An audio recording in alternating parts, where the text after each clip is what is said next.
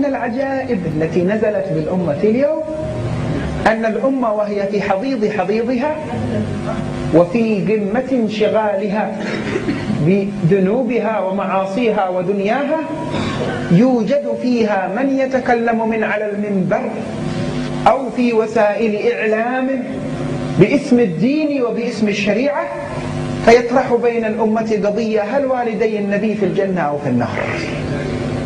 وكأنه قد دخل الجنة وتربع فيها واطمأن ليتلفت بعد ذلك من في الجنة ومن في النار.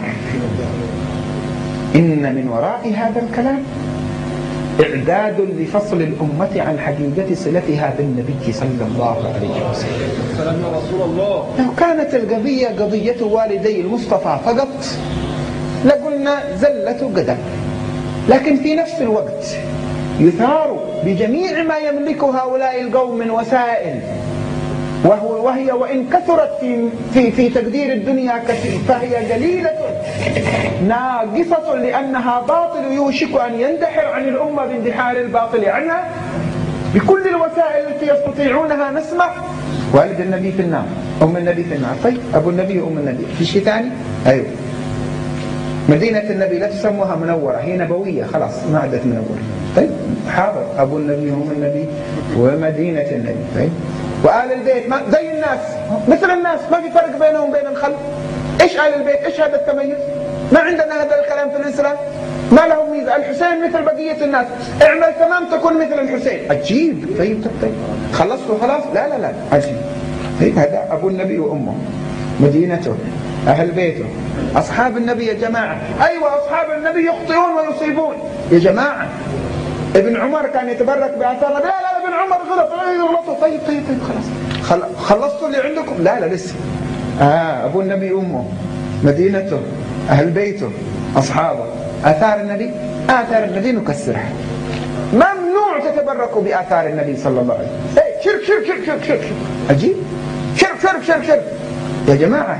سيدنا عبد الله بن عمر في صحيح البخاري كان يتمسح برمانة منبر النبي. لا تهور. عجيب. طيب وآثار النبي هي عشان خلص الموال. انت اللهم صل على النبي. لا ترفعوا صوتكم بالصلاة على النبي، ممنوع. بدعة لو رفعتوا أصواتكم بالصلاة على النبي.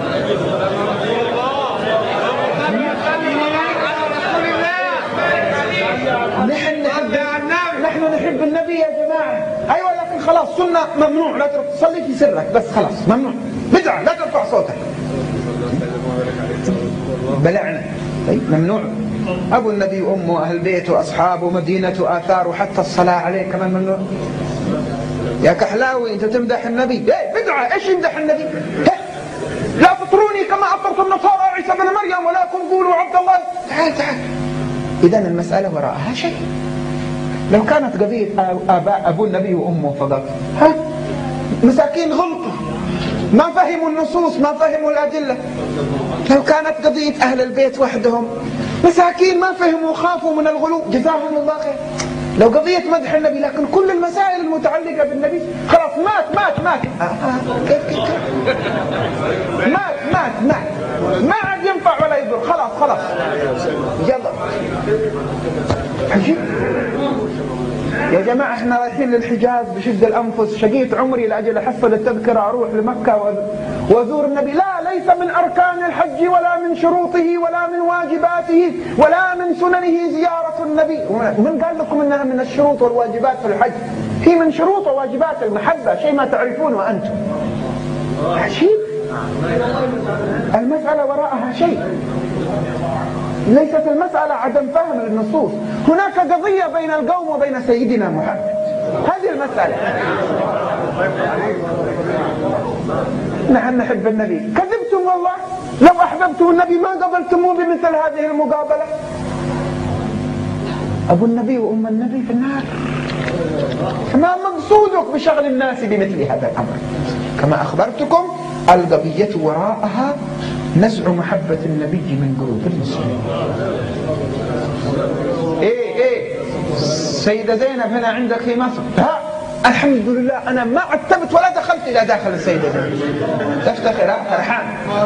هي ما تريدك، هي لا تريدك، ولو أرادتك لهيأ الله لك زيارتها.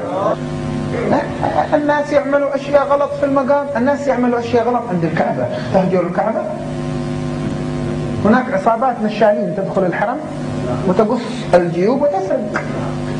يلا ما دام في أشياء غلط في الحرم نترك الحرم. يلا في ناس تعمل أشياء غلط في الصلاة نترك الصلاة. في ناس تعمل أشياء غلط في القرآن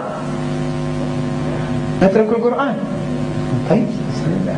يلا طيب هاتوا العلم الجديد هذا نسمع نفهم. وناس تعمل شيء غلط في السنة، محدثون دخلوا باسم الحديث ووضعوا أحاديث على رسول الله، كذبوا على رسول الله متعمدين.